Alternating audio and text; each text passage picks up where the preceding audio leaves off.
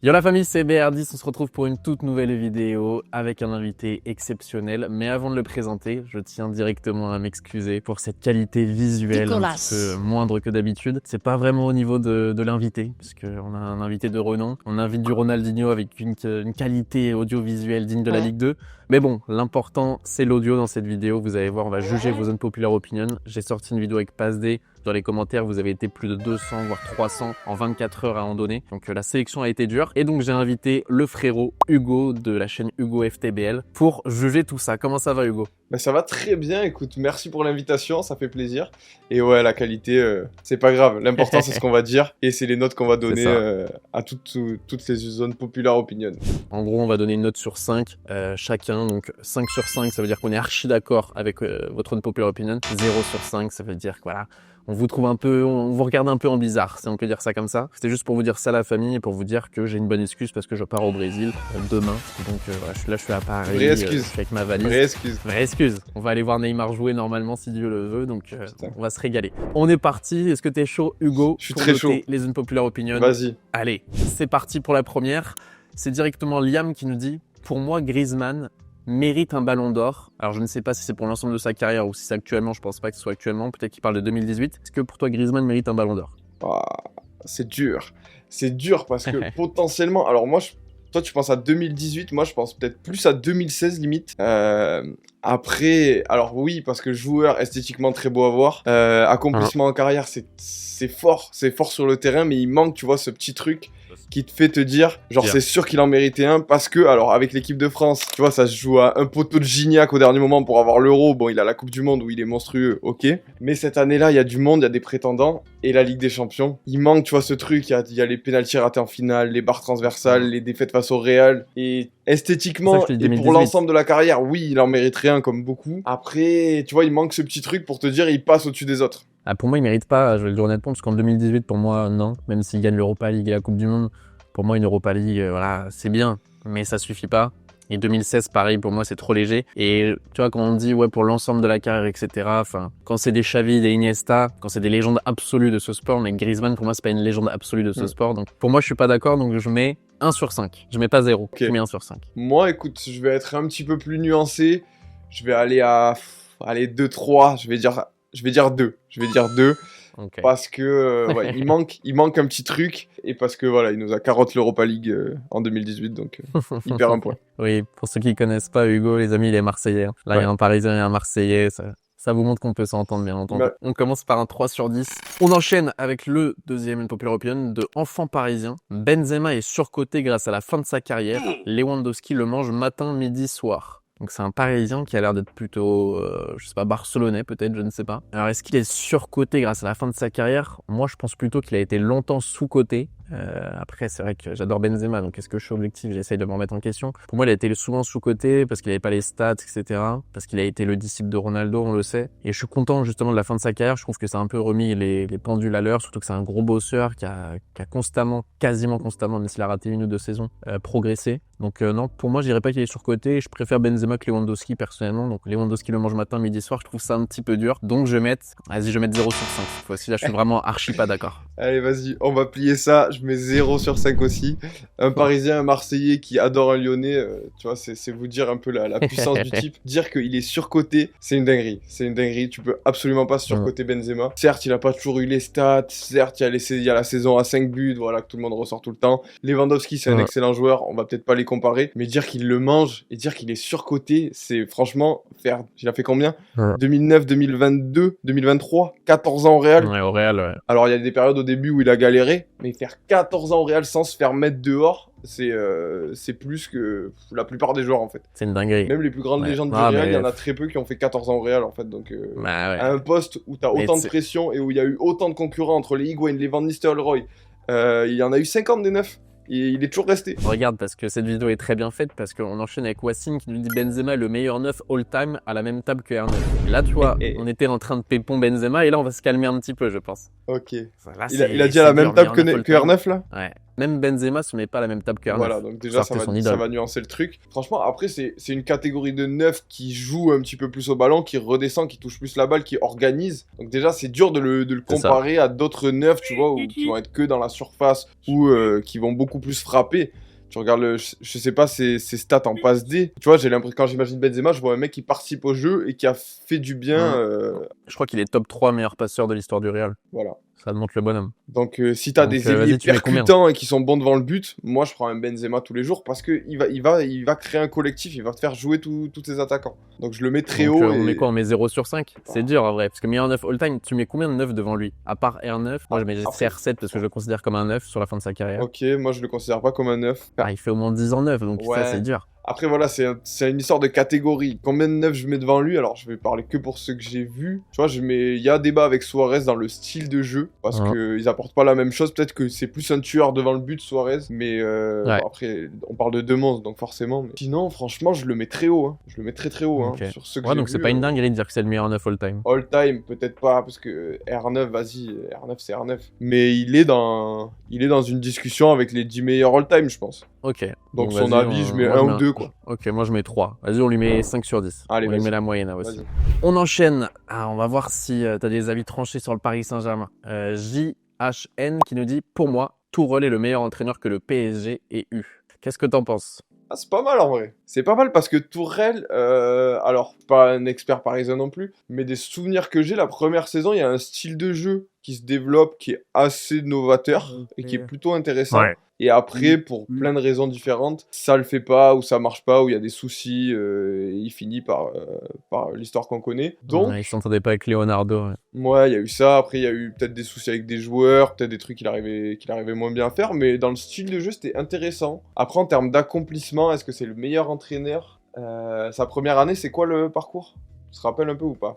Je sais que la meilleure saison de l'histoire du PSG, c'est que Tourelle on fait le quadruplé plus finale de Ligue des Champions. Donc on était à un match de remporter toutes les coupes possibles. Ouais. Donc ça, c'est sa première année. Après, je crois qu'il fait que 18 mois. Hein. Je crois je sais qu'on le vire le 25 décembre après une victoire 3 ou 4-0. Après, il gagne la Ligue des Champions avec Chelsea. C'est ça. Au top. Exactement.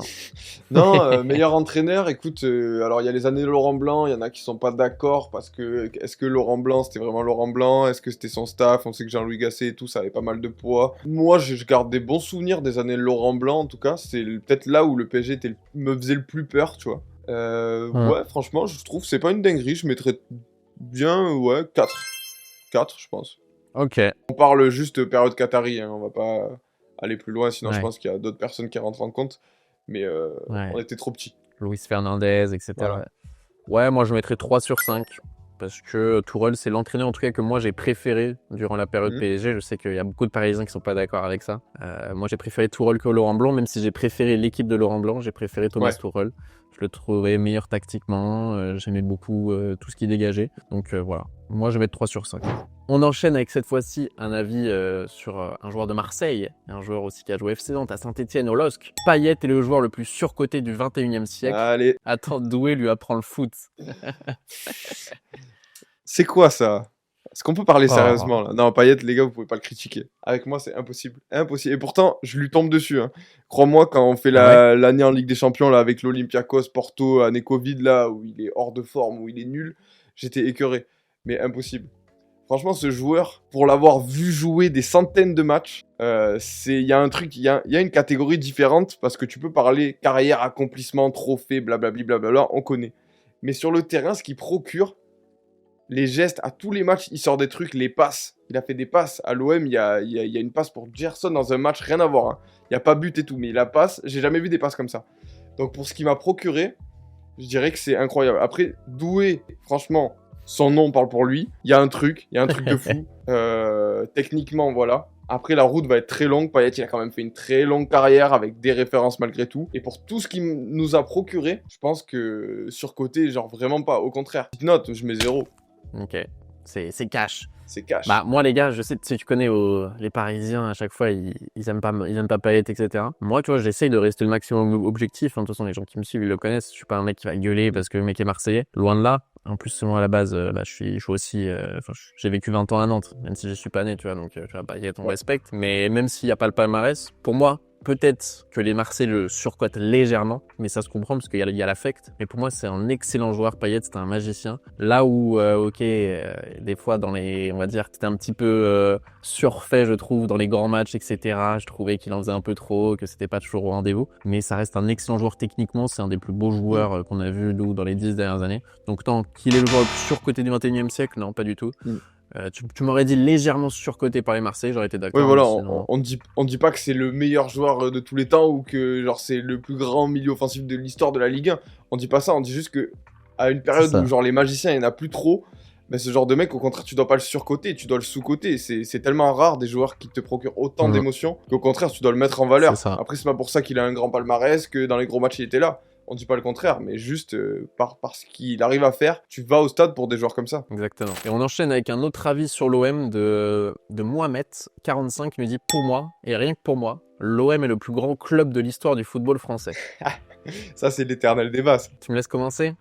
Alors, déjà, je vais commencer par les contre-arguments, comme en cours de philosophie au lycée. Vas-y. Certes, l'OM a gagné la Ligue des Champions, c'est le seul club qui a gagné la Ligue des Champions. Ça, même si on en débat sur cette Ligue des Champions, est-ce que, bon, j'ai pas envie de dire les termes. Ok, ça, c'est quelque chose que vous pouvez pas, c'est exceptionnel. Vous avez gagné la Ligue des Champions, moi j'en rêve avec le PSG, donc ça, je vous en voudrais jamais de le mettre en avant, c'est très bien. De là, pour moi, il y a d'autres choses qui rentrent en compte. Vous avez une exceptionnelle ambiance, vous avez une grosse ferveur, mais pour moi, désormais, grâce à l'avant et à l'après QSI, le Paris Saint-Germain est désormais le club le plus titré de l'histoire du football français. Et quand est-ce que tu vois qu'un club est le plus grand de l'histoire du football français? Pour moi, c'est au nombre de titres. Donc même si vous allez me dire qu'il y en a 70% sur 15 dernières années, il y en avait quand même avant. La Coupe des Coupes, on l'a gagnée. C'est pas arrivé. Il y a eu la période Canal qui a été magnifique. Donc non, pour moi, désormais, c'est le Paris Saint-Germain. Et peut-être qu'avant, c'était peut-être Saint-Etienne. Mais l'OM est pour moi, ça se joue. C'est dans le 2e ou 3e plus grand club français. Ouais. En fait, moi, je pense que c'est une question, en fait, en fonction de ce que tu prends en compte ou non,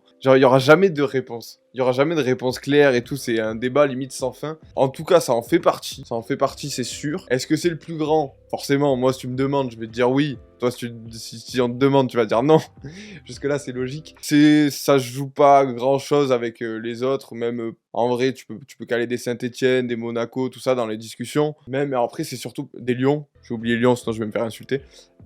C'est surtout... Ouais, mais Lyon, non. Lyon, non, je suis pas d'accord parce que Lyon, c'est vraiment sûr. Oui, voilà, en fait, c'est une question de période. C'est une question de période. Nous, ça fait longtemps qu'on attend un titre, tu vois, mais malgré tout, malgré les défaites en Ligue des Champions, les trucs marquants négativement, on arrive quand même à se placer. Il y a le moment contre le Bayern en 2012. Il y a la finale de l'Europa League. On fait demi d'Europa League l'année dernière. On fait une demi de Conference League. Alors, c'est pas la Ligue des Champions. T'es pas au premier rang de la scène, mais même dans les années un peu creuses, on arrive quand même à se placer. Il y a le moment contre le Bayern en 2012. Il y a la finale de l'Europa League, on fait demi d'Europa League l'année dernière, on fait une demi de Conference League. Alors, c'est pas la Ligue des Champions, t'es pas au premier rang de la scène, mais même dans les années un peu creuses, tu vois, il se passe quelque chose. Et de part, il y a très peu de clubs, voire aucun club en France, où pour un truc comme ça, il se passe des choses immenses à côté. Tu vois. Donc, il y a des choses qui font que l'OM est unique, d'autres qui font que Paris a ses différences. Franchement, je mettrais donc tu mets combien sur 5? On a beaucoup parlé. Je mettrais à moitié, genre moitié, allez, hein. je vais mettre 3. Vas-y, pareil, je mets 3 parce que si un Marseillais me dit ça, ça me choque pas et c'est même marrant d'en débattre, tu vois. Ah, mais là, on peut faire 2 heures dessus, hein.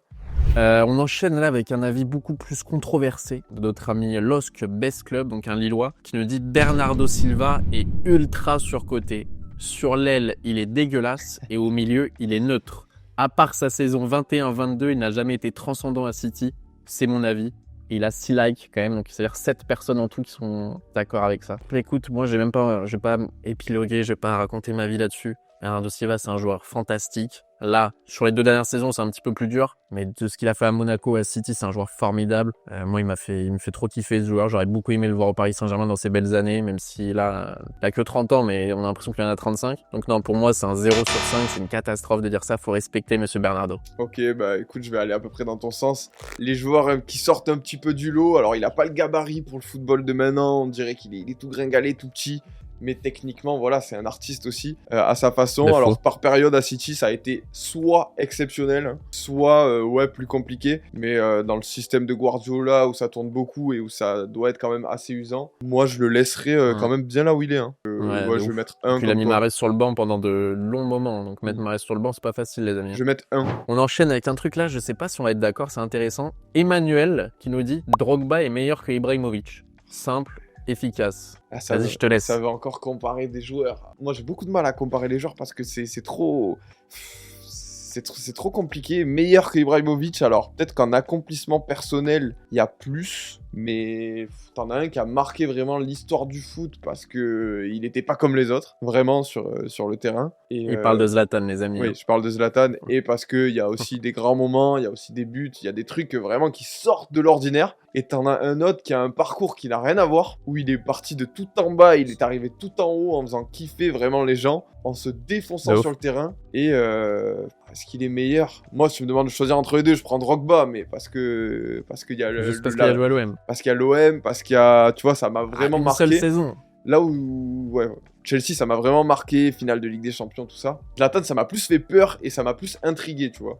Et je me dis peut-être qu'on se souviendra plus de Zlatan parce qu'il était atypique, mais bon, je mettrais 3 aussi. Moi, j'avoue que c'est 2 de mes attaquants préférés, hein, je le dis, même si Drogba il a joué à l'OM, j'en ai rien à foutre, il a fait une saison, ça va. Moi, à l'époque, Drogba de Chelsea, c'est mon enfance, c'est mon adolescence, c'est un joueur que j'ai trop kiffé. Mayo Samsung. Mayo Samsung, tête en finale de Ligue des Champions, enfin, quel joueur. Caractère, puis même ce qu'il a fait. En fait, moi, tu sais, je suis très influencé, moi, par l'extra sportif aussi, tu vois. Avec la Côte et d'Ivoire. Drogba, c'est un mec, ouais, j'ai envie de lui parler, quoi. Le mec, il a apaisé la guerre dans son pays, il a tout fait, enfin. Tu sais, j'ai envie de passer une demi-heure avec Drogba, quoi. Ah, vraiment, moi, j'ai envie de passer longtemps avec Drogba. Je te jure. Ibrahimovic, tu vois, c'est un de mes joueurs préférés. C'est un mec, c'est un mec qui m'a le plus influencé, je pense, en vrai, sur les 15 dernières années. C'est le mec dont j'ai le plus de maillots, je pense, chez moi. Donc, c'est compliqué, mais pour moi, non, il est pas meilleur qu'Ibrahimovic. Intrinsèquement, en termes de talent, Ibrahimovic, pour moi, c'est le meilleur joueur de l'histoire de la Ligue 1, je l'ai déjà dit. On n'était pas d'accord avec moi. En termes de talent, ouais, ça va. Enfin, en tout cas, techniquement, c'est meilleur que Drogba, normalement. Hein. Ah ouais. C'est faire des trucs quand Drogba même. Sous-côté Drogba. Ouais. Mais vas-y, moi, je suis pas d'accord, je mets 2 sur 5. Toi, t'as mis 3, c'est ça? Ouais, ça fait une petite moyenne. C'est honnête. Ah, ça me fait chier de lui donner la moyenne, mais bon, c'est pas grave. On enchaîne avec Asaïssa qui nous dit Mbappé n'est pas et ne sera jamais une légende de la Ligue 1. Ça, je pense que ça va être très rapide, frérot. J'ai pas les stats en tête, mais je crois qu'Mbappé, c'est 8 saisons de Ligue 1. C'est 7 championnats à gagner. Il y a juste une année où on perd le championnat contre Lille. Il gagne avec Monaco, il gagne tous avec le PSG sauf une année. Je crois que même en termes de record, à part Skoblar, la légende de l'OM dans les années 70-80, je crois qu'il y a que lui qui a mis plus de buts que lui en une saison, non? Enfin, sur la Ligue 1 moderne, il défonce tout, même les records de Zlatan et tout, il a tout pété, non? Je crois qu'il fait 5 fois d'affilée meilleur joueur de Ligue 1, meilleur buteur, enfin voilà. 0 sur 5, on est d'accord? Ah, je crois qu'on est d'accord, 0 sur 5. On enchaîne avec la légende BG qui nous dit P. Diddy mérite le Ballon d'Or 2025 devant Rafinha.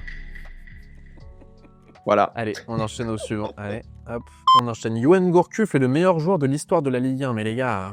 Et voilà, en fait, le problème, c'est le dosage. Le problème des réseaux sociaux, c'est le dosage. Pourquoi meilleur joueur de l'histoire de la Ligue 1?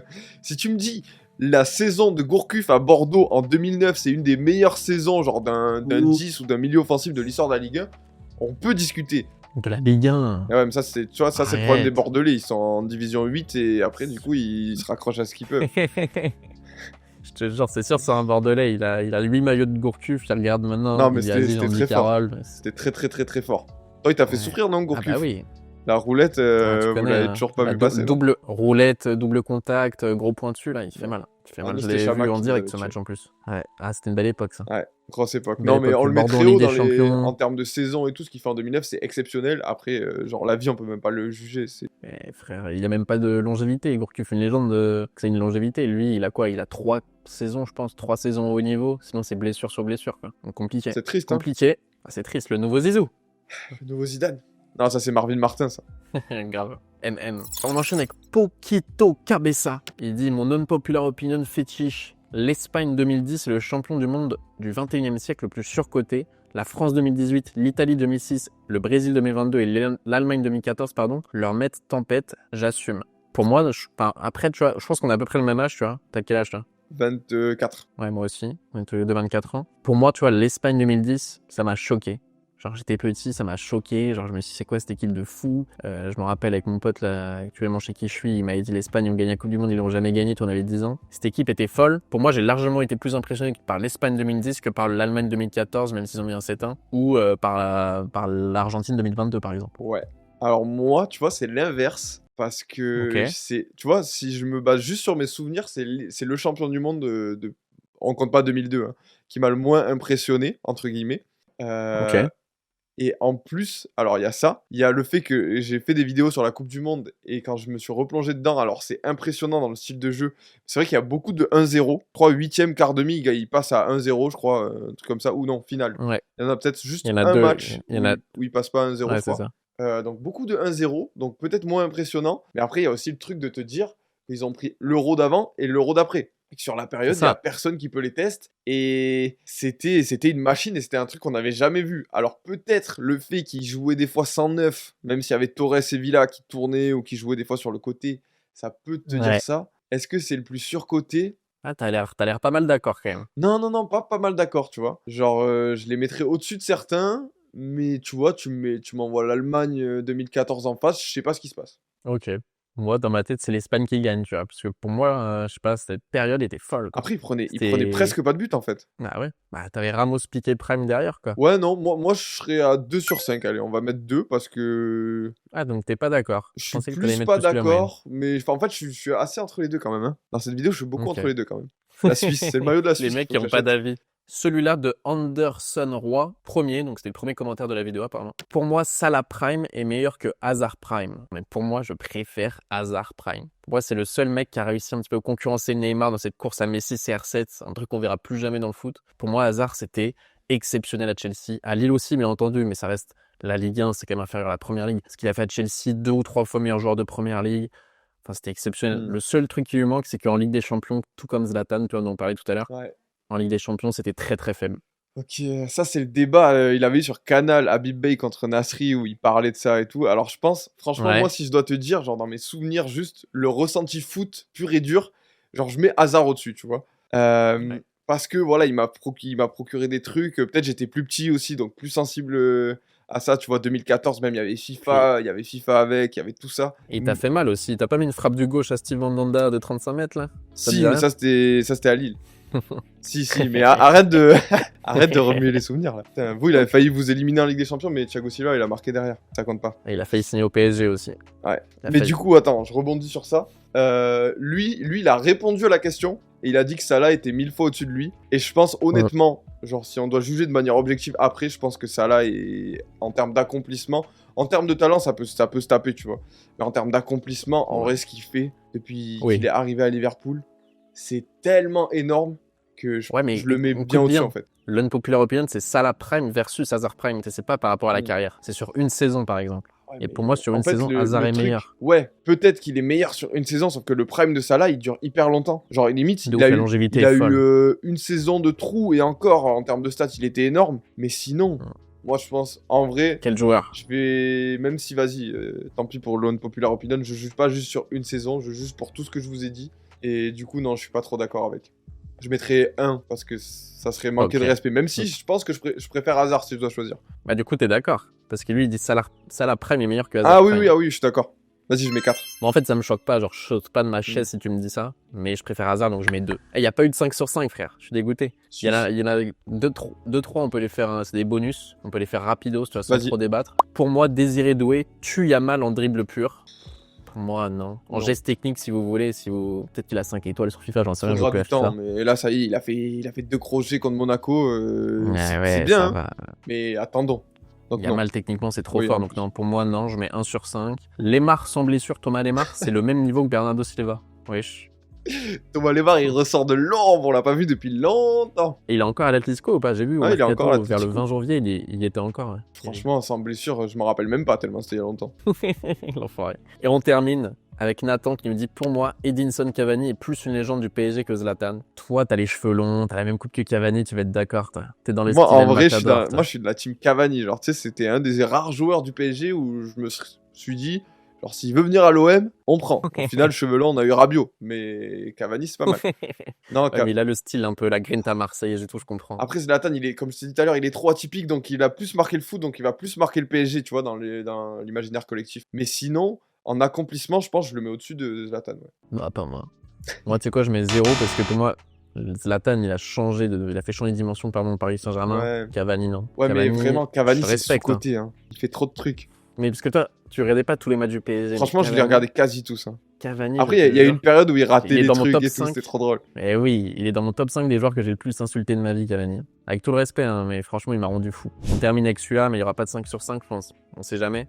Unpopular opinion, la Bundesliga est une meilleure ligue que la Liga. T'en penses quoi, toi? Franchement, là, tu vois, à regarder depuis 2-3 ans, bah en fait, surtout depuis qu'il n'y a plus Messi et Ronaldo, le prime de la Liga, bah la Bundesliga, genre, tu sais que dans les matchs, t'as au moins genre 3-4 buts assurés. Il y a pas mal de spectacles, donc c'est plus plaisant. Après, est-ce qu'ils sont meilleurs en termes de niveau? Je suis pas sûr.